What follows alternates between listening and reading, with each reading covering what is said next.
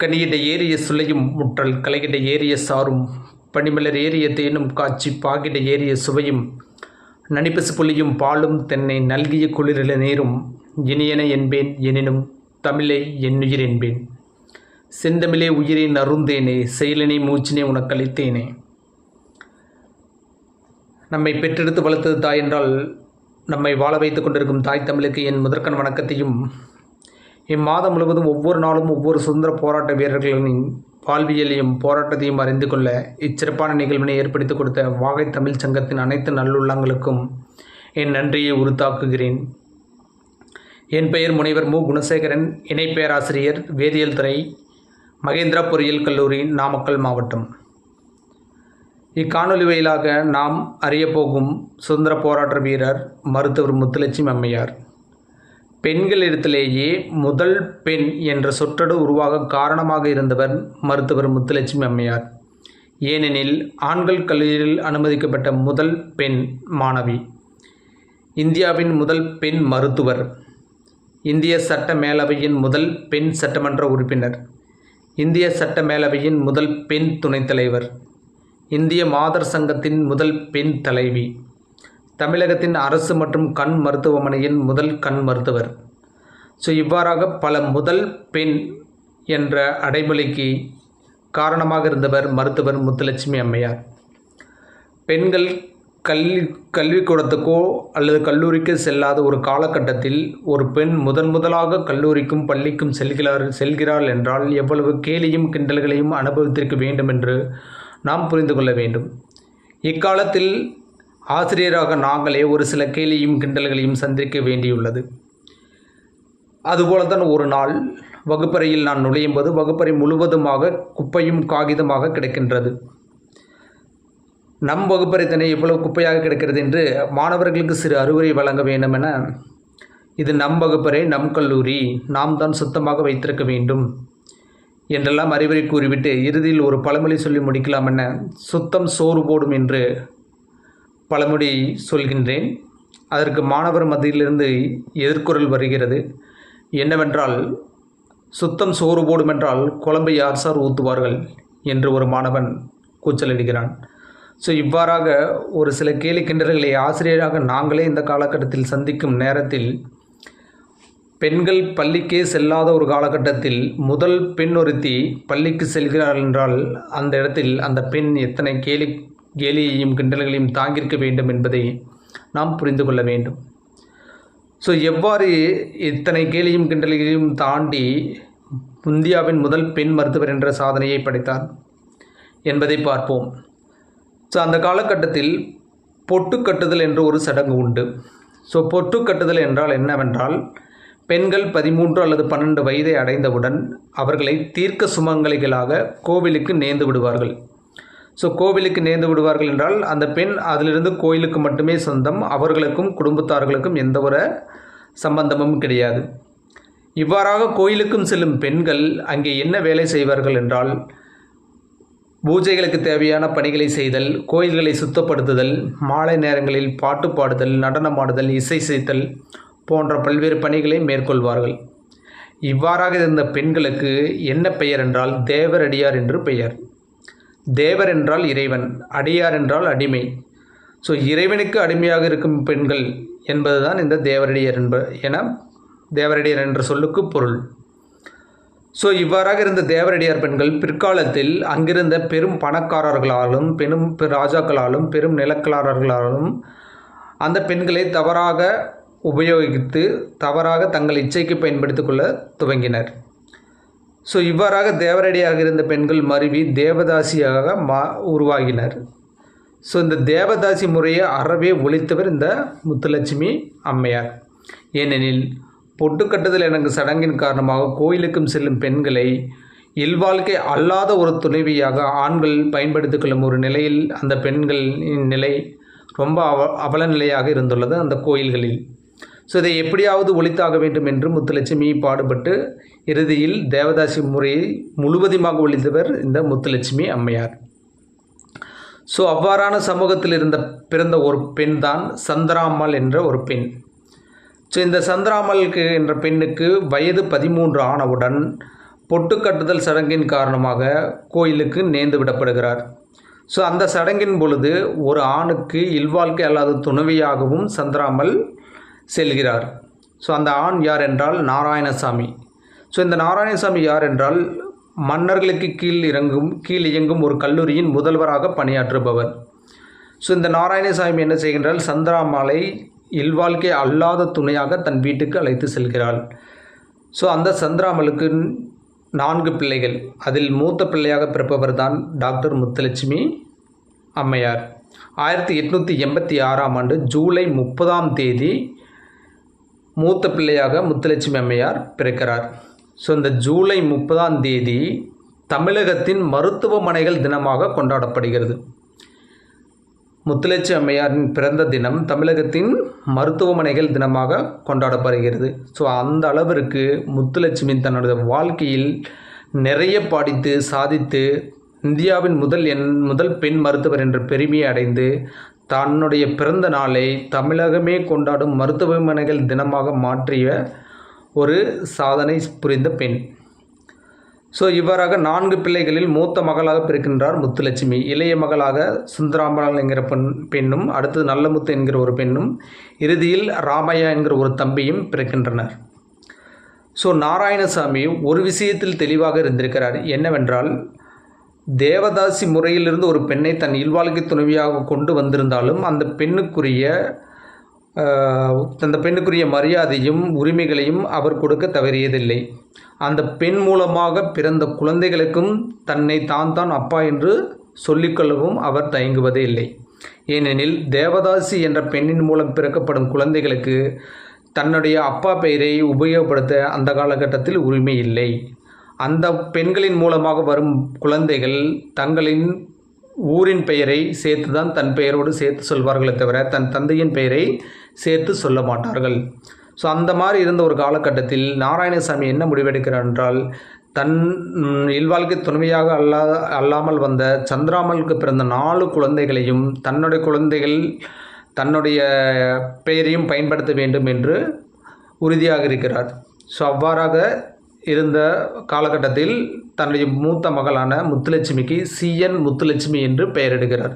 CN என்றால் கோவிலூர் நாராயணசாமி முத்துலட்சுமி என்று பெயரிடுகிறார். So இதை ஒரு பெரும் சலசலப்பை ஏற்படுத்துகிறது. ஏனென்றால் தேவதாசிக்கு எந்த ஒரு உரிமையும் மரியாதையும் கிடையாது. அந்த காலகட்டத்தில் முதலாக தேவதாசி பெண்ணுக்கு உரிமையும் மரியாதையும் கொடுத்தவர் நாராயணசாமி.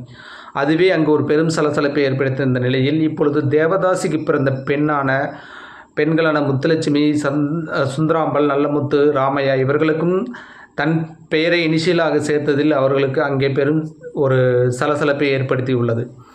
ஸோ இவ்வாறாக யார் என்ன நினைத்தாலும் பரவாயில்லை, என் மூலம் வந்த குழந்தைகள் என் பெயரை தான் நான் வைப்பேன் என்று உறுதியாக அவர் தன்னுடைய பெயரை இணைத்து பெயரிடுகிறார். ஸோ முத்துலட்சுமியை இந்த மட்டுமல்லாமல் அனைத்து குழந்தைகளுக்கும் கல்வி கொடுக்க வேண்டும் என்று தன்னுடைய கடமையை செய்வதில் நாராயணசாமி தெளிவாக இருக்கின்றார். தன் கடமையை செய்தால் மீதி வரும் துன்பங்களை கடவுள் பார்த்து கொள்வார் என்பதில் அவர் தெளிவாக இருக்கின்றார். அதற்கு காரணம் என்னவென்றால், அவர் மன்னர்களின் கீழ் இறங்கும் ஒரு கல்லூரி முதல்வராக பணியாற்றுகிறார். ஏனென்றால் கல்வியின் முக்கியத்துவத்தையும் கல்வியின் பயன்பாட்டையும் நன்கு அறிந்தவர். ஆகையால் தன் குழந்தைகளை எப்பேற்பட்டாவது கல்வி கற்க வேண்டும் என்று தன்னுடைய கடமையில் உறுதியாக இருக்கிறார். ஸோ அங்கே தேவதாசி முறைக்கு பெண்ணுக்குரிய மரியாதை கொடுத்தலே ஏற்கனவே சலசலப்பு உண்டாக்கிய தருணத்தில் இப்பொழுது தேவதாசியின் மூலமாக வந்த அந்த பெண் குழந்தைக்கும் கல்வியை கொடுக்க வேண்டும் என்ற ஒரு எண்ணம் அவர்களை இன்னும் மேலும் கிளர்ச்சியுற செய்கிறது. என்ன ஆச்சு இந்த நாராயணசாமிக்கு, ஏன் இவ்வாறெல்லாம் செய்கிறார்? ஒரு தேவதாசிக்கு பிறந்த குழந்தைகளுக்கு எதுக்கு கல்வியை புகட்ட வேண்டும் என்று நினைக்கிறார் என்றெல்லாம் கேலி பேச்சுகள் வரத் தொடங்கியுள்ளது. ஆயினும் அந்த கேலி பேச்சுகளையும் கிண்டல்களையும் அவர் செவிப்படுத்தவே இல்லை. அதையெல்லாம் புறந்தள்ளிவிட்டு தன்னுடைய பெற்றோராக தன் கடமை என்னவெனில் தன் மூலம் பிறந்த அனைத்து குழந்தைகளுக்கும் கல்வி புகட்ட வேண்டும் என்பதே. மீதி எவ்வளவு சங்கடங்கள் வந்தாலும் எவ்வளவு பிரச்சனைகள் வந்தாலும் கடவுள் பார்த்து கொள்வார் என்ற ஒரு சிந்தனை தான். ஸோ இதை ஒரு சிறுகதையின் மூலம் விளக்கலாம். ஒரு காட்டிலே ஒரு மான் ஓடிக்கொண்டிருக்கிறது. அந்த மானை பார்த்து ஒரு வேடன் அம்பெய்துகிறான். ஸோ அப்பொழுது அம்பை எய்தும் தருணத்தில் காட்டின் உள்ளே சென்று நுழைந்து கொள்ளலாம் என்று ஒரு மான் நினைத்து கொண்டு அங்கே நின்று கொண்டிருக்கிறது. காடு முழுவதும் ஒரு பெருந்தீ பற்றி எரிந்து கொண்டிருக்கிறது. காட்டுக்கு உள்ளே போக முடியாமல் அந்த மான் நிற்கிறது. ஸோ காடு உள்ளே தீப்பற்றுன்னு காட்டுக்குள்ளிருந்து ஒரு புலி வெளியே வருகிறது. அந்த புலி அந்த மானை பார்த்து கொண்டு நிற்கிறது.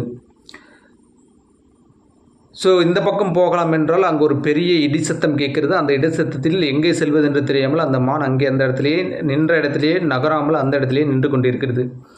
ஸோ இதை பார்த்த வேடன் ஏன் மான் நகரவில்லை என்று பார்க்கின்றான். ஏனெனில் அந்த மான் பிரசவ வலியில் துடித்து கொண்டிருக்கிறது. ஸோ இதை பார்த்த வேடன் என்ன செய்யலாம் என்று யோசித்து கொண்டிருக்கும் பொழுது மான் நினைக்கின்றது, தன் உயிர் போனாலும் பரவாயில்லை, தான் குட்டியை எப்பாற்பட்டாவது ஈன்றெடுத்து விட வேண்டும், அது தன்னுடைய கடமை, மீதி என்ன ஆனாலும் பரவாயில்லை என்று அது தனக்குள்ளேயே நினைத்து கொண்டு அந்த குட்டியை ஈனும் வேலையில் அது ஈடுபடுகிறது. இந்த காட்சியை பார்த்த வேடன் மனமிறங்கி அம்பை அந்த மானை வேட்டையாடும் வரும் புலிக்கு நேராக அம்பை திருப்புகிறான். ஸோ அவ்வாறு திருப்பி புலியை அடிக்கையில் அந்த புலி வேடனை துரைத்து கொண்டு வருகிறது. வேடன் புலியிடமிருந்து தப்பிக்க காட்டுக்குள் ஓடி ஒளிய நுழைகிறான்.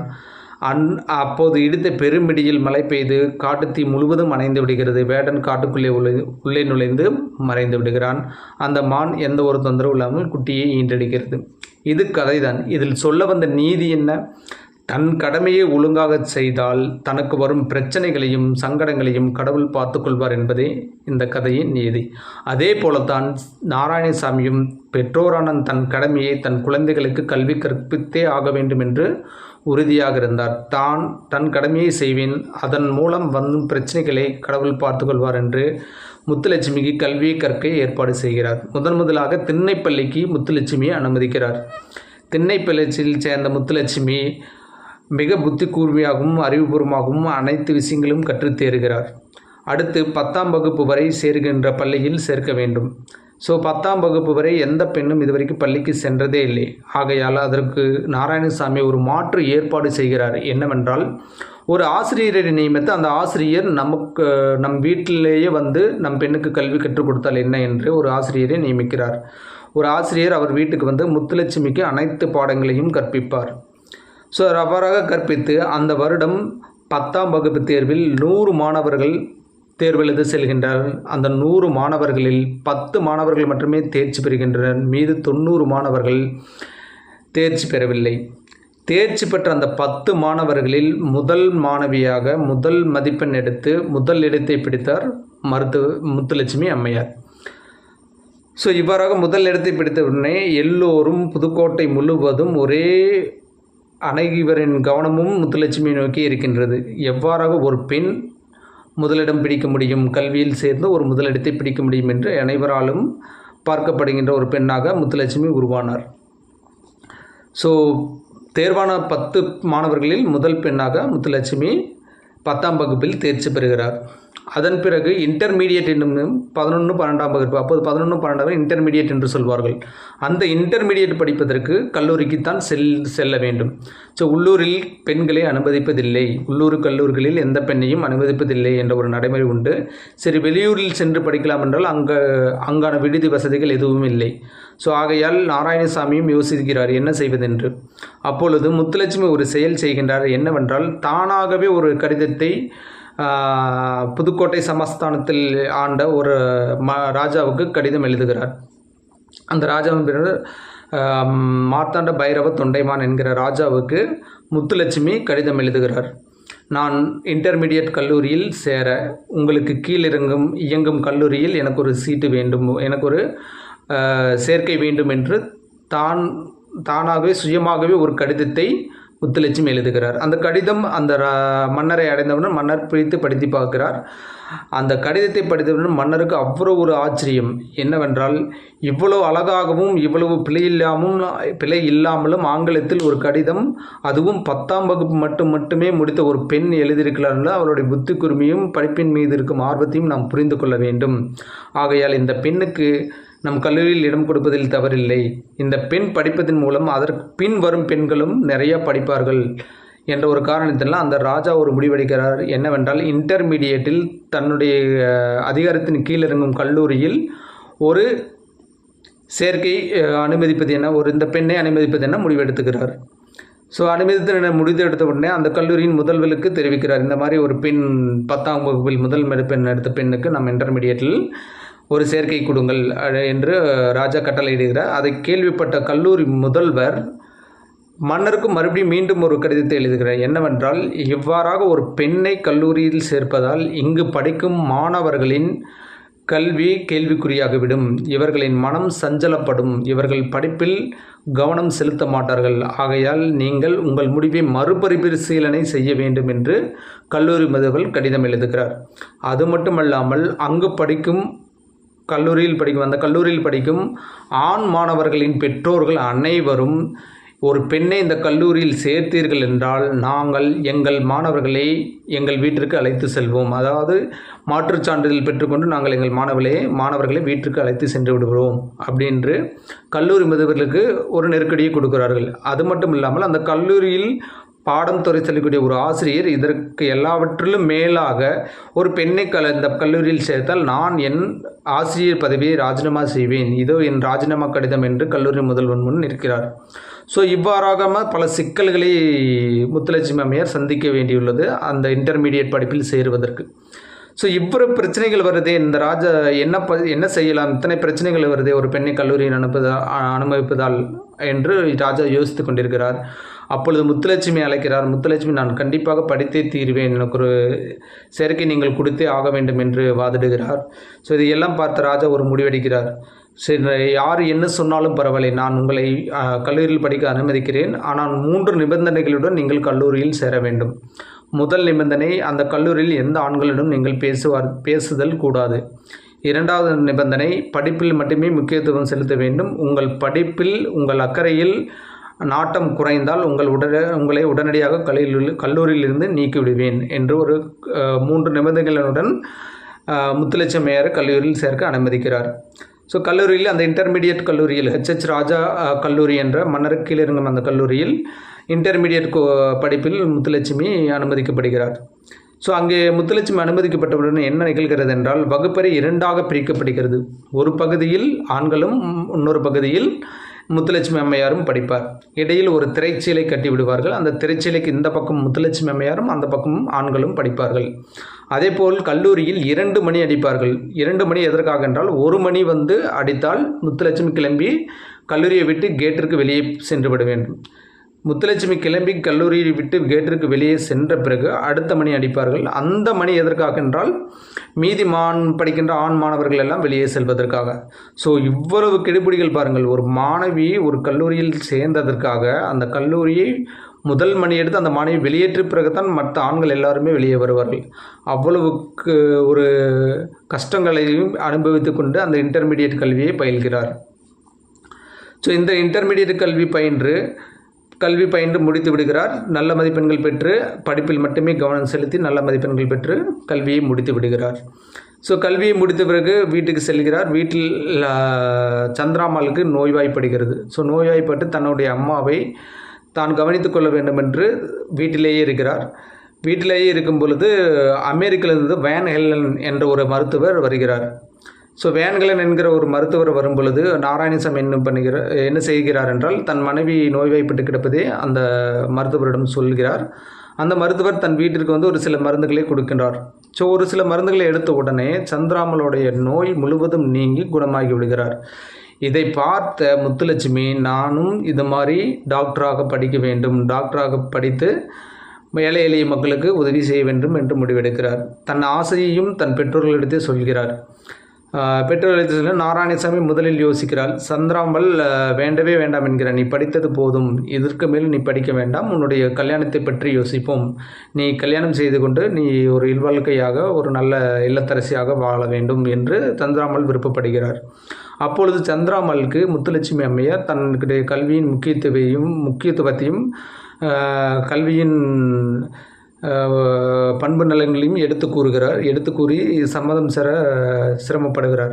ஆனால் சந்திராமல் எங்கே இதற்கு மேல் படிப்பதற்கு அனுப்பினால் தேவதாஸ் என்கிற முறையில் தன்னுடைய பெண்ணையும் இழுத்து விட்டுருவார்களோ என்ற ஒரு பயம். அதற்கு முன் இந்த பெண்ணுக்கு ஒரு திருமணத்தை செய்துவிட்டால் இல்வாழ்க்கையில் நுழைந்து விடுவார். ஸோ அதன் பிறகு தேவதாசியாக மாற்ற மாட்டார்கள் என்று சந்திராமலின் எண்ணம். ஆனால் முத்துலட்சுமி நான் கண்டிப்பாக மருத்துவர் ஆகியே தீர்வேன் என்ற ஒரு தீர்க்கமான முடிவோடு இருக்கிறார். அதையே அவர்கள் தாய் உடல்நிலை சரியில்லாமல் இருக்கின்ற காலகட்டத்தில் அவர்களை பார்த்து கொண்டிருந்த அந்த காலகட்டத்தில் அவர் தீவிரமாக எண்ணிக்கொண்டே இருக்கிறார். எப்படியாவது நம் மருத்துவர் ஆகிவிட வேண்டும், மருத்துவர் ஆகி இவ்வளவு கஷ்டங்களை அனுபவிக்கிற மக்களுக்கு நல்லது செய்ய வேண்டும் என்ற ஒரு தீவிர எண்ணம் உருவாகிறது. ஸோ தீவிர எண்ணம் உருவாக்கிவிட்டால் கண்டிப்பாக அது செயல்முறையில் நடந்தே தானே ஆக வேண்டும். ஸோ அந்த மாதிரி ஒரு தீவிர எண்ணம் அவர் மனதிற்குள் சென்று விட்டதால் கண்டிப்பாக எப்படியாவது நான் மருத்துவக் கல்லூரிக்கு சென்று விட வேண்டும் என்று நினைக்கின்றார். உண்மையில் தீவிரமான ஒரு எண்ணம் கண்டிப்பாக செயலாக நடைபெறும் என்பதற்கு நமக்கு பல உதாரணங்கள் உண்டு.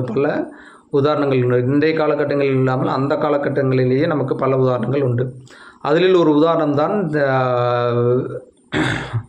சீதை சிறைப்பிடிக்கின்ற பொழுது சீதையின் தோழியாக திரிசடை என்ற ஒரு பெண் இருப்பாள்.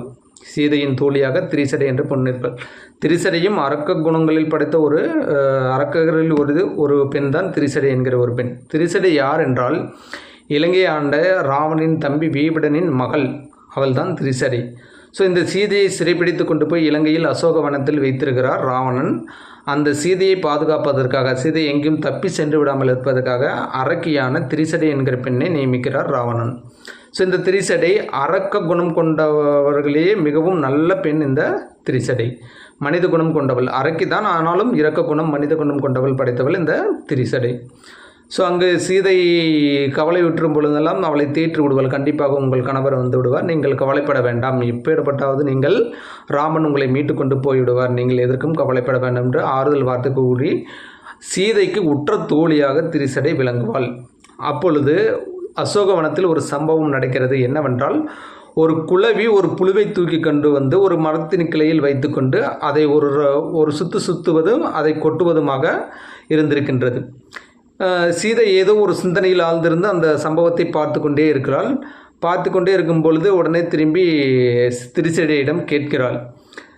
திரிசடையே, இதற்கு என்ன விளக்கம்? ஏன் இந்த குளவி ஒரு சிறு புழுவை தூக்கி கொண்டு வந்து தன் கூட்டின் மேல் வைத்துவிட்டு ஒரு முறை சுற்றி வருகின்றது, மீண்டும் ஒரு முறை கொத்துகிறது, அந்த புழுவை மீண்டும் ஒரு முறை சுற்றி வருகிறது, மீண்டும் ஒரு முறை கொத்துகின்றது, இது என்ன நடக்கிறது, இதில் என்ன நடக்கிறது என்று திரிசடையிடம் கேட்கிறாள்.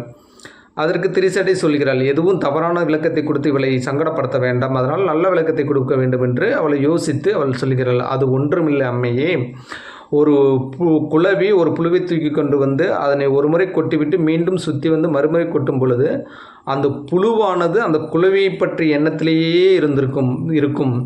ஒரு முறை சுற்றி வரும்போது கொட்டும்போதும் மறுமுறை சுற்றி வரும்போதும் கொட்டும்போதும் அந்த குளவியை பற்றிய எண்ணத்திலே இருக்கும். ஒரு சில நேரங்களுக்கு பிறகு அந்த புழு அந்த குளவியின் எண்ணத்திலேயே இருப்பதால் இறுதியாக அந்த புழு குளவியாக மாறிவிடும். அதுதான் அங்கே நடைபெற்று கொண்டிருக்கிறது என்று விளக்கம் கூறுகிறாள் திரிசடை. ஸோ இந்த திரிசடை இந்த விளக்கத்தை கூறியவுடன் சந்தோஷம் தானே பட வேண்டும், சரியான விளக்கம் தானே. அதாவது ஒரு எண்ணத்தை தொடர்ச்சியாக எண்ணிக்கொண்டிருந்தால் அதுவாகவே மாறிவிடுவோம் என்பதை சுருக்கமாக சொல்லி முடிக்கிறாள் திரிசடை. இதை கேட்டவுடன் சீதை என்ன ஓ என்று அழ ஆரம்பித்து விடுறாள். ஸோ இது எதற்காக அழுகிறாள் என்று முடியாமல் திரிசடை முழிக்கிறாள். நல்ல விளக்கத்தை தானே நாம் கொடுத்தோம், இவள் சந்தோஷமாக இருக்க வேண்டும் என்று தானே நாம் விளக்கத்தை கொடுத்தோம், இவள் எதுக்கு அழுகிறாள் என்று தெரியவில்லையே அப்படின்னு, ஏன் அம்மையே அழுகிறாய் என்று கேட்கிறாள். அதுக்கு சீதை சொல்கிறாள், நீங்கள் சொன்னது போலவே அந்த புழு தொடர்ச்சியாக குளவியின் எண்ணத்திலே இருப்பதால் இறுதியாக குளவியாக மாறிவிடும் என்றால், நான் தொடர்ச்சியாக ராமனையே எண்ணிக்கொண்டிருக்கிறேனே, இறுதியாக நான் ராமனாக மாறிவிட்டால் என்ன ஆவது? நான் சீதையாக இருந்தால் தானே ராமனுக்கு பயன், நான் ராமனாக மாறிவிட்டால் என்ன ஆவது? அதை நினைத்துத்தான் நான் அழுகிறேன் என்று கூறுகிறாள். அதற்கு சமயோசிதமாக யோசித்த திரிசடை விடை கூறுகிறாள், ஒன்றும் கவலைப்பட வேண்டாம் அம்மா, நீங்கள் ராமனையே எண்ணி இறுதியாக ராமனாக மாறியிருந்தாலும் அங்கு ராமன் உங்களே எண்ணி சீதையாக மாறியிருப்பார். அப்போதும் இந்த உலகத்தில் ஓர் சீதை ஒரு ராமன் உயிர் வாழும், நீங்கள் எதற்கும் கவலைப்பட வேண்டாம் என்று அவள் ஆறுதல் கூறுகிறாள். அப்படித்தான் ஒரு எண்ணம் தொடர்ச்சியாக எண்ணிக்கொண்டே இருக்கும்போது அந்த எண்ணம் செயலாக உருப்பெறும். அதைத்தான் முத்துலட்சுமி அம்மையாரும் தன் தாய் நோய்வாய்ப்பட்டிருக்கும் பொழுது எப்படியாவது மருத்துவராக ஆக வேண்டும் என்கிற அந்த எண்ணம் கொஞ்சம் கொஞ்சமாக செயல்வடிவம் பெற தொடங்கியது. கொஞ்சம் கொஞ்சமாக சந்திராமல் தன் மனதை மாற்றிக்கொண்டு தன் மகள் படிக்கட்டும் என்று அனுமதிக்கிறாள். அனுமதிக்கிற உடனே மருத்துவக் கல்லூரி, சென்னை மருத்துவக் கல்லூரியில் சேர்வதற்காக அங்கிருந்து புதுக்கோட்டையிலிருந்து மருத்துவக் கல்லூரிக்கு சேர்வதற்காக ரயில் ஏறுகிறார். ஸோ ரயில் ஏறி இங்கே வந்து மருத்துவக் கல்லூரியில் சேர்கிறார். ஸோ மருத்துவக் கல்லூரியிலும் அதே சிக்கல்கள், அதே பிரச்சனைகள் தான் முத்துலட்சுமி அம்மையாருக்கும். ஸோ என்ன சிக்கல் என்றால், பெண் இங்கே அனுமதிக்கப்படுவதில்லை, இங்கே பெண் படிக்கக்கூடாது என்று வாதாடுகிறார்கள். ஒரு சில மாணவர்கள் போராட்டத்தில் கூட குதிக்கிறார்கள். ஒரு பெண் எங்கள் வகுப்பில் வரக்கூடாது, ஒரு பெண் எங்களுக்கு படிக்கக்கூடாது, எங்களோட உட்கார்ந்து சமமாக படிக்கக்கூடாது என்று அங்கேயும் ஒரு சில கிளர்ச்சிகள் செய்கின்றார்கள். இது எல்லாம் பொருட்படுத்தாமல் நான் எப்பேற்பட்டாவது நான் மருத்துவராக ஆகிய தீர்வேன் என்று முடிவெடுத்து கொண்டு அந்த கல்லூரியிலே சேர்கிறாள். அப்பொழுது அங்கே பாடம் எடுத்து கொடுத்த ஒரு ஆசிரியர், அவரின் பெயர் டாக்டர் கர்னல் ஜெஃபோர்ட் என்று பெயர். இந்த கர்னல் ஜெஃபோர்ட் என்ன செய்கிறார், ஒரு பெண்ணுக்கு நான் பாடம் எடுப்பதா, இது என் வாழ்க்கையிலே நடக்கக்கூடாது, இது எனக்கு ஏற்பட்ட அசிங்கம், அந்த பெண்ணை என் வகுப்பறையில் அனுமதித்தால் நான் அந்த பெண்ணுக்கு மட்டுமல்ல எந்த மாணவருக்கும் நான் பாடம் எடுக்க மாட்டேன் என்று தீர்க்கமாக சொல்லிவிடுகிறார். இதை கேள்விப்பட்ட முத்துலட்சுமி ஒரு நொடியேனும் சிறிது மனம் தளராமல் அந்த ஆசிரியரின் வகுப்பறையில், அந்த ஆசிரியர் வரும் வேளையில் வகுப்பை விட்டு வெளியே வந்து விடுவார். வெளியே வந்து நேராக அங்கே இருக்கும் பக்கத்தில் இருக்கும் ஒரு நூலகத்துக்கு சென்று அந்த ஆசிரியர் எந்த பாடத்தை எடுக்கிறாரோ அந்த பாடத்தை பற்றிய தகவல்களை தானாகவே சேகரிப்பார், தானாகவே நோட்ஸ் எழுதுவார். ஸோ இவ்வாறாக அந்த வகுப்பறையில் தான் அந்த ஆசிரியர் அனுமதிப்பதிலேயே வேறு என்ன செய்வது, அதற்கு பதிலாக நூலகத்துக்கு சென்று அதனுடைய நோட்ஸ்களை தனியாகவே எடுத்துருவார். ஸோ ஒரு அந்த முத்துலட்சுமி அம்மையாரை பார்த்தே சொல்கிறார் டாக்டர் கர்னல் ஜெஃபோர்ட் அப்படிங்கிற அந்த மருத்துவர், அந்த மருத்துவ ஆசிரியர், ஒரு பெண்ணுக்கு நான் பாடம் எடுக்க மாட்டேன் அப்படின்ட்டு கூறுகிறார் முத்துலட்சுமி பார்த்து. எந்த ஒரு பெண்ணாக இருந்தாலும் அதற்கு எதிர்வினை ஆற்றியிருப்பாள். ஏதாவது ஒரு பெற்றோரிடம் முறையிடுவதோ இல்லை கல்லூரி முதலிடரிடம் முறையிடுவதோ ஏதோ ஒரு எதிர்வினை ஆற்றி இருப்பார். ஆனால் முத்துலட்சுமி அப்படியெல்லாம் எதிர்வினை ஆற்றாமல் எந்த ஒரு உதடுகள் தன்னுடைய வளர்ச்சியை தடுக்க வேண்டும் என்று தனக்கு பாடம் சொல்லிக் கொடுக்க மாட்டேன் என்று எந்த உதடுகள் சொன்னதோ அதை எப்படி ஜெயித்திருக்கிறாள் என்று பாருங்கள். ஒரு சில சமயங்களில் நம்மளை பார்த்து ஒரு சில உதடுகள் சில வார்த்தைகளையோ ஒரு சில கெட்ட வார்த்தைகளையோ சில மனம் புண்படிபடியான வார்த்தைகளையோ நம்மளை பார்த்து கூறிவிடும். ஆனால் அதற்கு நம்ம எதிர்வினையும் ஆற்றி விடுவோம். ஆனால் முத்துலட்சுமி அதை எதிர்வினை ஆற்றாமல் அந்த தன்னை நோக்கி பசைச்சொற்களை வீசி அந்த ஆசிரியரை எப்படி ஜெயிக்கின்றாள் என்று பாருங்கள். அந்த ஆசிரியரின் பாடத்தை தாமாகவே நூலகத்துக்கு சென்று தாமாகவே நோட்ஸ் எடுத்து தாமாகவே படிக்க ஆரம்பிக்கின்றாள். அறுவை சிகிச்சை துறை அந்த பாடம், அந்த அறுவை சிகிச்சை துறையில் இறுதி பருவத் தேர்வில் முதல் மதிப்பெண் எடுக்கிறாள். கல்வி ஆசிரியருடைய துணை இல்லாமலே தாமாகவே படித்து, ஏனால் தன்னை எந்த ஆசிரியர் வகுப்புக்கு உள்ளே அனுமதிக்கவில்லையோ அந்த ஆசிரியரின் பாடத்தில் நான் கண்டிப்பாக முதல் மதிப்பெண் எடுத்தே தீர்வேன் என்று மிகவும் கஷ்டப்பட்டு படித்து அந்த வகுப்பு ஆசிரியரின் அறுவை சிகிச்சை பிரிவில் பாடத்தில் அதிக மதிப்பெண் எடுக்கிறார். அதிக மதிப்பெண் எடுப்பதோடு மட்டும் இல்லாமல் அந்த மருத்துவக் கல்லூரி படிப்பையும் முடித்து மருத்துவராக பட்டம் பெறுகிறார். இந்தியாவின் முதல் பெண் மருத்துவராக அப்போது தான் பட்டம் பெறுகிறார். அப்போது அந்த ஜெர்னல் கஃபோர்ட் என்ற அந்த ஆசிரியர் அந்த பெண்மணியை முத்துலட்சுமி அழைத்து, என் வாழ்நாளிலேயே இவ்வளவு நுண்ணறிவும் அறிவும் படித்த ஒரு பெண்ணை நான் பார்த்ததே இல்லை, இந்த நாள் இந்த கல்லூரியின் பொன்னான ஏடுகளில் பதிக்கப்பட வேண்டிய ஒரு நாள் என்று பாராட்டை பெறுகிறார். இப்படித்தான் நம் பழிவாங்கல் இருக்க வேண்டுமே தவிர நமக்கு அதற்கு எதிர்வினை ஆற்றிக்கொண்டு இருந்தால் நாம் எப்போதும் அவர்களை பழிவாங்க முடியாது. எந்த ஆசிரியர் உனக்கு ஒரு பெண்ணாக இருப்பதால் உனக்கு பாடம் எடுக்க முடியாது என்று சொன்னாரோ அவர்களுடைய வாயில் இந்த பெண் போல நான் ஒரு பெண்ணை பார்த்ததே இல்லை, இந்த பெண் இன்றைக்கு இந்த மருத்துவர் பெறுகின்ற இந்த நாளை இந்த மருத்துவமனை கல்லூரியின் பொன்னான நாள் என்று எழுதப்பட வேண்டும் என்று அவருடைய வாயினாலேயே பாராட்டை பெறுகின்றார். ஸோ இவ்வாறெல்லாம் பல தடைகளை தாண்டி தான் ஒரு மருத்துவர் என்ற பட்டத்தை அவர் பெறுகிறார். ஸோ மருத்துவர் பட்டம் பெற்று மட்டும் இல்லாமல் அதை முடித்துவிட்டு வெளிநாடு சென்று மீண்டும் மருத்துவத்துறையில் இன்னும் நிறைய படிக்க வேண்டும் என்று வெளிநாடு சென்று மருத்துவத்துறையில் வெளிநாட்டிலையும் 2 வருடம் படிக்கின்றார். மருத்துவத்துறை சார்ந்த படிப்பை 2 வருடம் படிக்கிறார். படித்து முடித்து விட்டு வந்து தன் சொந்த ஊரிலேயே சின்னதாக ஒரு மருத்துவமனை நடத்தி மக்களுக்கு சேவை செய்ய ஆரம்பிக்கிறார். ஸோ இவர்களுடைய சிறிய வயது எண்ணம் என்ன, எப்படியாவது தான் வந்த சமூகம் என்னது, தேவதாசி சமூகம். அந்த சமூகத்தை, அந்த தேவதாசி முறையை எப்படியாவது கலைக்கப்பட வேண்டும் என்று நினைத்து கொண்டே இருக்கிறார். ஸோ இது எப்படி கலைப்பது, மருத்துவராக இருந்தால் மட்டுமே நாம் இந்த தேவதாசி முறையை ஒழிக்கப்பட முடியாது என்று எண்ணி அரசியலிலும் கால் பதிக்கிறார். ஸோ அப்போதுதான் பெண்களும் அரசியலில் பங்கேற்கலாம் என்ற ஒரு சட்டம் வருகிறது. அந்த சட்டம் வந்த உடனேயே எல்லா பெண்களும் முத்துலட்சுமி அம்மையாரை நீங்கள் அரசியலுக்கு செல்ல வேண்டும் என்று வற்புறுத்துகிறார்கள். முத்துலட்சுமி அம்மையாரும் தான் அரசியலுக்கு போனால் மட்டுமே இந்த தேவதாசி முறையையும் ஒழிக்க முடியும் என்ற எண்ணத்தில் அரசியலில் நுழைகிறாள். அரசியலில் நுழைந்து இந்திய சட்ட மேலவையின் முதல் சட்டமன்ற உறுப்பினராக சட்டமேலவை உறுப்பினராக சட்டமன்றத்துக்குள் செல்கிறார். ஸோ அப்பொழுதுதான் முதலாக தேவதாசி முறைக்கு எதிராக முதல் குரல் எழுப்புகளால் சட்டமன்றத்தில் இந்த தேவதாசி முறை என்பது பெரிய சிக்கலான பெண்களை பழிவாங்கும் செயலாக இருக்கிறது. இந்த முறையில் இருக்கும் பெண்கள் நிறைய சித்திரவதைகளையும் கொடுமைகளையும் அனுபவிக்கிறார்கள். ஸோ இந்த முறையை நம்ம ஒழித்தாக வேண்டும் என்று சட்ட மசோதாவை தாக்கல் செய்கிறார். சட்ட மசோதா என்பது சட்டம் ஆவதற்கு முன்பான வரைவடிவு. ஸோ அதைத்தான் நம் மசோதா என்று சொல்வோம். அந்த மசோதாவை தாக்கல் செய்கிறார். 3 முறை தாக்கல் செய்கிறார். 3 முறையுமே யாருமே ஆதரிக்கவில்லை. எல்லோருமே அந்த தேவதாசி முறை வேண்டும் என்றே கூறுகிறார்கள். ஏன்னா ஒரே ஒரு பெண் அல்லவா, சட்டமன்றத்தில் அத்தனை ஆண்கள் மத்தியில் ஒரே ஒரு பெண் உரையாற்றி கொண்டிருக்கிறாள் தேவதாசி முறை வேண்டாம் என்று. ஸோ எந்த ஆணும் இதை ஒத்துக்கொள்ளவில்லை. அந்த முறை இருந்துட்டு போகுது.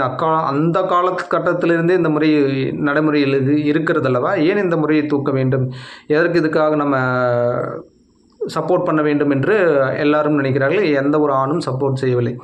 ஸோ முத்துலட்சுமி அம்மையாருக்கு ஒரே பெரிய கவலை, இது எப்படி நம்ம இந்த சட்டத்தை நிறைவேற்றுவது என்று முத்துலட்சுமி அம்மையாருக்கு ஒரே யோசனையாக இருக்கிறது. ஸோ அந்த சமயத்தில் தான் பெரியார் நீதி கட்சியை ஆரம்பித்து ஜாதி மறுப்பு இது மாதிரி கொள்கைகளை பற்றி பேசிக்கொண்டிருக்கிறார். சரி, பெரியாரிடம் சென்றால் ஏதாவது ஒரு யோசனை கிடைக்கும், ஏதாவது ஒரு யோசனையில் இந்த சட்டத்தை எப்படியாவது நிறைவேற்றலாம் என்று பெரியாரிடம் போய் கேட்கிறார் முத்துலட்சுமி அம்மையார். பெரியாரிடம் கேட்கும் பொழுது, எனக்கு இந்த தேவதாசி முறை பற்றியெல்லாம் அதிகம் தெரியாதும்மா, ஆனால் எனது கட்சியில் மூவலூர் ராமாமிர்தம் அம்மையார் என்கிற ஒரு அம்மையார் இருக்கிறார், அவர் இந்த விஷயங்களில் அதிகம் நாட்டம் கொண்டவர், நீங்கள் அவரை சென்று பார்த்தீங்களானால் இதுக்கு ஏதாவது ஒரு சரியான தீர்வு கிடைக்கும் என்று முத்துலட்சுமி அம்மையாரை மூவலூர் ராமாமிர்தம் அம்மையார் என்ற அந்த அம்மையாரிடம் அனுப்பிவிடுகிறார். ஸோ அப்பொழுது முத்துலட்சுமி அம்மையாரோ போய் மூவலூர் ராமாமிர்தம் அம்மையாரை பார்த்து சில விஷயங்களை இதை பற்றி விவாதிக்கின்றார்கள் இருவரும். அப்பொழுது எனக்கு என்ன செய்வதென்று தெரியவதில்லை. முத்துலட்சுமி அம்மையார் மூவலூர் ராமாமிர்தம் அம்மையாரிடம் சொல்கிறார், எனக்கு என்ன செய்வதென்று தெரியவில்லை, எப்படி இந்த ஆண்களை சம்மதிக்க வைக்க வேண்டும் என்று தெரியவில்லை, ஏன் இந்த சட்ட மசோதா தள்ளி போகிறது என்றும் எனக்கு தெரியவில்லை, இதற்கு ஏதாவது ஒரு விடை சொல்லுங்கள், ஏதாவது ஒரு வழி சொல்லுங்கள் என்று மூவலூர் ராமாமிர்தம் அம்மையாரிடம் முறையிடுகிறார். ஸோ அதுக்கு மூவலூர் ராமாமிர்தம் அம்மையார் சொல்கிறார், என்னம்மா பேசுகிறாய், நீ என்ன செய்து கொண்டிருக்கிறாய் தெரியுமா, பூனைகளிடம் போய் எலிகளுக்கு விடுதலை கேட்கின்றாய், பூனைகள் என்றைக்காவது எலிகளுக்கு விடுதலை கொடுக்காது. ஸோ அதைத்தான் நீங்கள் சட்டமன்றத்தில் செய்து கொண்டிருக்கிறார்கள். ஸோ அதை ஆதரிக்க வேண்டும், அவர்கள் ஆதரிக்க வேண்டும் என்றால் ஒரு சில போராட்டங்களை நாம் முன்னின்று நடத்த வேண்டும், அப்பொழுதுதான் அவர்கள் அதை செவிமடிப்பார்கள் என்று ஒரு சில போராட்டங்களை அவர் முன்னெடுக்கிறார். அதில் மருத்துவர் முத்துலட்சுமி அம்மையாரும் கலந்து கொள்கிறார். ஸோ இறுதியாக எப்படியாவது இந்த தேவதாசி முறையை ஒழித்தே ஆக வேண்டும் என்ற ஒரு வெறியோடு முத்துலட்சுமி அம்மையார் இறுதியாக சட்ட மசோதாவை தாக்கல் செய்கிறார். அந்த சட்ட மசோதாவை எதிர்த்து ஆண்கள் எல்லாம் பேசுகிறார்கள், இந்த முறை இருக்க வேண்டும் என்று. அப்போது காங்கிரஸின் மூத்த தலைவராக இருந்த சத்தியமூர்த்தி அவர்கள், ஸோ சத்தியமூர்த்தி யார் என்றால் கர்மவீரர் காமராஜர் ஐயா அவர்களால் தன்னுடைய அரசியல் குரு என்று போற்றப்பட்டவர் தான் இந்த சத்தியமூர்த்தி என்பவர். ஸோ அப்பொழுது சத்தியமூர்த்தி இந்த முறையை பற்றி பேசுகிறார். தேவதாசி முறை என்பது ரொம்ப புனிதமான முறை, இறைவனுக்கு சேவை செய்வதற்காகவே படைக்கப்பட்ட இந்த பெண்கள், இவ்வாறு இறைவனுக்கு சேவை செய்யும் பெண்கள் மறு ஜென்மத்தில் சொர்க்கத்தில் பிறப்பார்கள் என்று சத்தியமூர்த்தி வாதிடுகிறார்.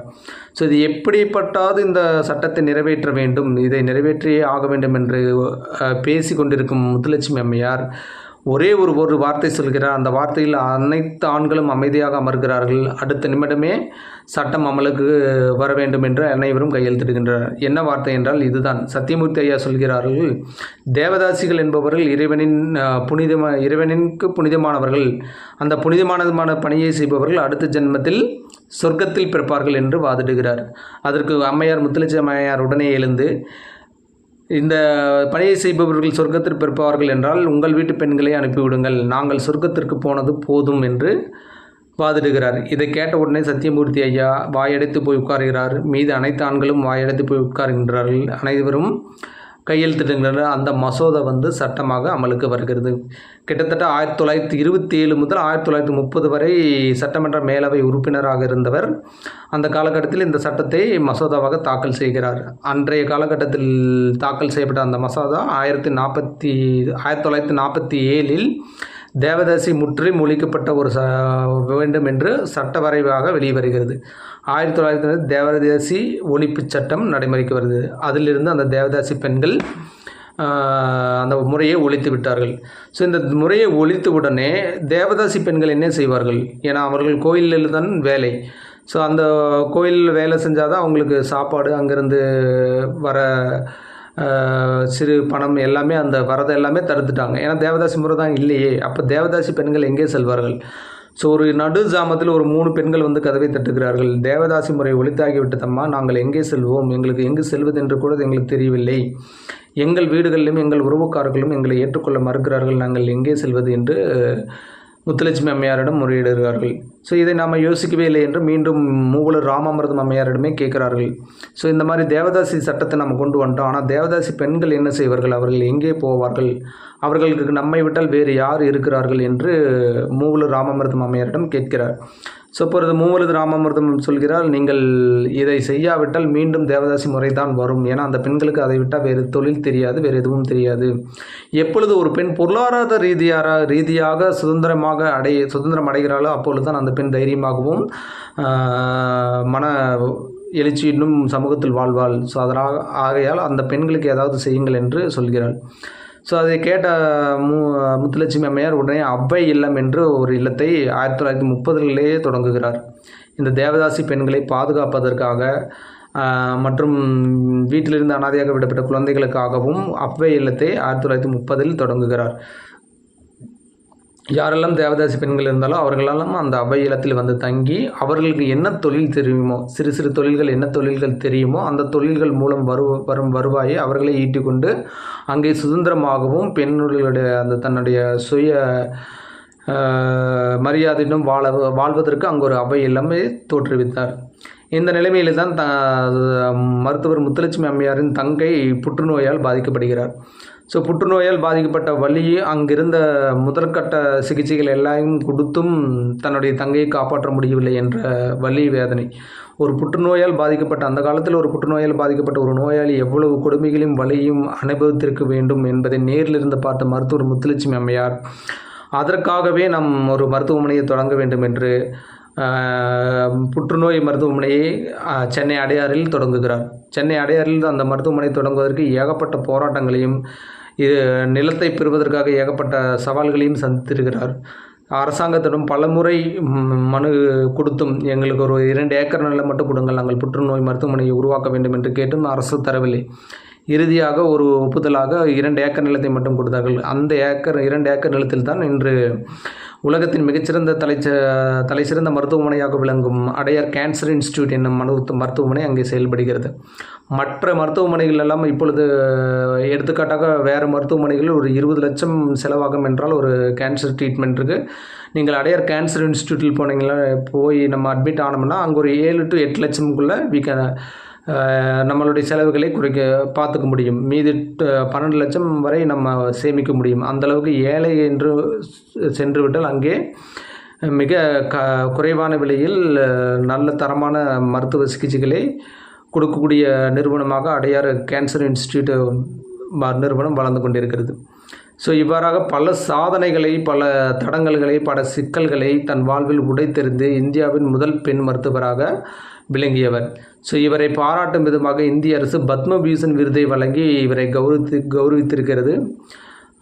இவ்வாறாக பல தடங்கல்களையும் சிக்கல்களையும் கல்வி மட்டுமே ஒன்றை உயர்த்தும், கல்வி மட்டுமே ஒரு சமூகத்தை மாற்றும் என்று இவர் உறுதியாக நம்பி கல்வியை மட்டுமே பயின்று மருத்துவராகி தான் என்னவெல்லாம் செய்ய வேண்டும் என்று நினைத்தார் அதை எல்லாமே செய்து முடித்தார். தேவதாசி முறையை ஒழித்தார். அது மட்டும் இல்லாமல் இருதார தடை சட்டத்தை கொண்டு வந்தார். பாலிய விவாக தடை சட்டத்தை கொண்டு வந்தார். பெண்களுக்கு சம உரிமை அந்த சட்டத்தையும் கொண்டு வந்தார். ஸோ இவ்வாறாக நிறைய சட்டங்களை பெண்களுக்கு ஆதரவாக கொண்டு வந்து பெண்கள் சுயமரியாதையுடனும் தன்னம்பிக்கையுடன் வாழ்வதற்கு வழிவகுத்தவர் இந்த மருத்துவர் முத்துலட்சுமி அம்மையார். இத்தனை சிக்கல்களையும் இத்தனை தடைகளையும் தாண்டி ஒரு பெண் படிக்கின்றாள் என்றால் இத்தனை வசதிகளையும் இத்தனை வாய்ப்புகளையும் பெற்றுக்கொண்டு இருக்கின்ற நம் பெண் பிள்ளைகள் இக்காலத்தில் ஏன் படிக்கக்கூடாது, ஏன் நன்றாக படிக்கக்கூடாது? ஸோ இந்த பெண் பிள்ளைகள் எல்லாம் இருக்கின்ற வீட்டில் கண்டிப்பாக இந்த முத்துலட்சுமி அம்மையாரின் வரலாற்றை ஒரு முறையாவது படிக்க சொல்லிவிடுங்கள். ஒரு பெண் ஒரு முறை முத்துலட்சுமி அம்மையாரின் வாழ்க்கை வரலாற்றை படித்து விட்டால் கண்டிப்பாக அந்த பெண் கண்டிப்பாக கல்வியின் முக்கியத்துவம் கொடுக்க ஆரம்பித்து விடுவாள். ஸோ அவ்வாறாக இந்த வாழ்க்கை வரலாறு ஒரு பெண் மனதை மாற்றக்கூடிய அளவுக்கு அவ்வளோ கஷ்டங்களை தாண்டி இந்தியாவின் முதல் பெண் மருத்துவராக உயர்ந்திருக்கிறார். ஏனென்றால் கல்வித்தான் ஒருத்தனை உயர்த்தும், படிப்பு தான் ஒரு சமூகத்தையே மாற்றும் என்று தீர்க்கமாக நம்பியவர் மருத்துவர் முத்துலட்சுமி அம்மையார். ஸோ படிப்பதனால் மட்டுமே மாறிவிட முடியுமா என்று நான் மாணவர்களிடம் பலமுறை சொல்வது இதுதான். என்னுடைய மாணவர்களிடம் நான் பலமுறை சொல்வது என்னவென்றால் புத்தகங்களை படியுங்கள். இப்போது இருக்கின்ற காலகட்டங்களில் புத்தகங்கள் படிக்கும் பழக்கம் ரொம்ப குறைவாக வந்து கொண்டிருக்கிறது. ஆகையால் புத்தகங்கள் படியுங்கள் என்றே நான் எப்பொழுதும் அறிவுறுத்துவேன். அப்பொழுது ஒரு மாணவன் எழுதி கேட்டால், என்ன சார் நீங்கள் எப்போ புத்தகங்களையே படிங்கள் என்று சொல்லி கொண்டிருக்கிறீர்களே, நான் எங்கள் சப்ஜெக்ட் புத்தகங்களை படித்தாலே ஞாபகம் வைக்க முடியலையே, நீங்கள் என்னென்னமோ புத்தகங்கள் எல்லாம் சொல்கிறீங்களே, முத்துலட்சுமி அம்மையார் வரலாறு படிக்க சொல்கிறீங்க, சுதந்திர போராட்ட வீரர் வரலாறு படிக்க சொல்கிறீங்க, சுயமுன்னேற்ற நூல்களை படிக்க சொல்கிறீங்க, இத்தனை நூல்களையும் நான் படித்து நான் எப்படி ஞாபகம் வைத்துக்கொள்வது? நான் படிக்கின்ற வகுப்பறையில் படிக்கின்ற என்னுடைய திட்டங்களே என்னால் ஞாபகம் வைத்து கொள்ள முடியவில்லை, இதை நான் எப்படி செய்வது என்று ஒரு மாணவன் கேட்கிறான். ஸோ அதற்கு நான் ஒரு பதில் சொன்னேன். அதற்கு ஒரு சிறுகதையின் மூலமாக அவர்களுக்கு ஒரு பதில் அளித்தேன். என்னவென்றால், ஒரு குரு இருக்கிறார். அந்த குருவிடம் போய் இதே கேள்வியை மாணவன் கேட்கிறான். நீங்கள் எப்பொழுதும் நூல்களை படிங்கள் என்று சொல்கிறீர்களே, எந்த நூல்களை படிப்பது? நான் எந்த நூலை படித்தாலும் என்னால் ஞாபகம் வைத்து கொள்ள முடியவில்லை, நான் என்ன செய்வது என்று அந்த குருவிடம் அந்த மாணவன் முறையிடுகிறான். அதற்கு குரு தன்னுடைய வீட்டுக்கு அழைத்து செல்கிறார். அங்கே வீட்டின் மூலையிலே ஒரு பழைய வாளி ஒன்று கிடைக்கிறது. அந்த வாளி சிதிலடைந்து ஓட்டையாக ரொம்ப அழுக்காக அந்த வாளி காணப்படுகிறது. அந்த வாளியை எடுத்து தண்ணீர் மோண்டு கொண்டு வா அப்படின்ட்டு அந்த மாணவனுக்கு அந்த குரு கட்டளை இடுகிறார். இவர் எதுக்கு இப்படி சொல்கிறார் என்று தெரியாமல், சரி குரு சொல்லியாற்றை மீற முடியுமா என்று அந்த ஓட்டை ஒடிசலுடைய அழுக்கான வாளியை தூக்கி கொண்டு ஆற்றுக்கு செல்கிறார். ஸோ ஆற்றுக்கு சென்று தண்ணீர் மோண்டு கொண்டு வருகிறார். வரும்பொழுது அந்த ஓட்டை வழியாக அனைத்து தண்ணீரும் வீணாய் போய் விடுகிறது. வீட்டுக்கு வருவதற்குள் தண்ணீர் அந்த வாளியில் நிரம்புவதே இல்லை. ஸோ மீண்டும் செல்கிறார். மீண்டும் அந்த ஓட்டை வழியாக அந்த தண்ணி வெளியே போய் விடுகிறது. ஒரு குறிப்பிட்ட முயற்சிக்கு பின்னர் குருவிடமே கேட்டு விடலாம் என்று மாணவன் குருவிடம் செல்கிறான். ஐயா குருவே, இந்த வாளி ரொம்ப ஒடிசலையாக உள்ளது, இதில் தண்ணீர் என்னால் எடுத்து வர முடியவில்லை, எவ்வளோ தான் நான் முயன்றாலும் இதில் தண்ணீர் கொண்டு வர முடியவில்லை, நான் என்ன செய்வது என்று கேட்கிறார். ஸோ அதற்கு அந்த குரு, அந்த வாளியை பார், இப்பொழுது அந்த வாளியை பார் என்று கூறுகிறார். வாளியை பார்க்கிறார். வாளியில் இருந்த அழுக்கு, அந்த சின்ன அழுக்கு எல்லாமே நீங்கி வாளி பளபளவென்று மாறிவிட்டது. ஸோ அதை பார்த்து மாணவன் சொல்கிறான், நான் முதலாக இந்த வாளியை எடுக்கும் பொழுது அழுக்கும் சகதியும் சேருமாக இருந்த வாளி இப்பொழுது பளபளப்பா என்று மின்னுகிறது என்று மாணவன் குருவிடம் கூறுகிறார். அதுக்கு தான் குரு சொல்கிறார், படிப்பதும் அப்படித்தான். நீங்கள் ஒவ்வொரு புத்தகத்தையும் படித்து முடிக்க உங்கள் மனதில் உள்ள அழுக்குகள் எல்லாமே கொஞ்சமாக நீங்கி இந்த வாளி எப்படி பளபளப்பாக ஆனதோ அந்த மாதிரி உங்கள் மனமும் தெளிவடையும். மனமும் பளபளப்பாக மாறி மனம் தெளிவடையும். மனம் தெளிவடைந்தால் உங்கள் நோக்கம் நல்லவையாக இருக்கும். உங்கள் நோக்கம் நல்லவையாக இருந்தால் நீங்கள் கண்டிப்பாக வாழ்க்கையில் முன்னேறுவீர்கள். அதனால் நீங்கள் எத்தனை படிக்கிறீர்கள், எத்தனை உங்கள் மனதில் ஞாபகம் வைத்துக் கொள்கிறீர்கள் என்பதை விட நீங்கள் ஒவ்வொரு புத்தகமாக படிக்க உங்கள் மனம் தூய்மையடையும். ஆகையால் புத்தகங்களை படிக்க வேண்டும். புத்தகங்களை படித்து நல்ல மனதை நன்றாக சுத்தமாக வைத்துக்கொள்ள வேண்டும். சுத்தமான மனம் தீர்க்கமான எண்ணங்களை எடுக்கும்.